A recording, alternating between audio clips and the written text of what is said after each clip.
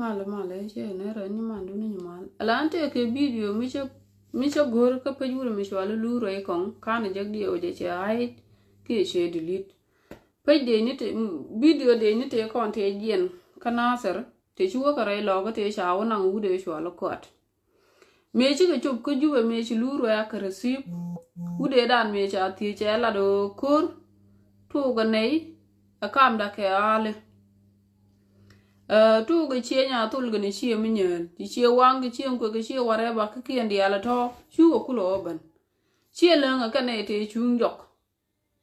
te ku ne la kwara te la ne ju to chu de ne ngona ma video mo be clear statement me dan me cha no mi chi o etela bom ke no chuong mi tele ji luang la ja chot ko pin tele mi da pot ka ngore ro je me wale ka tele mi de ji ayu de ka nyot ko ra me dan che clear o ni nji ayu pankien kana ka mention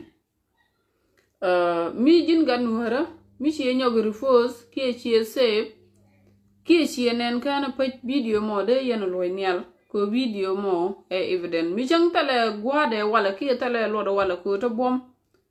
te ka kane to konen ji malak bada tin gor go ba pot ka ba nyogo ro na me chane jo gor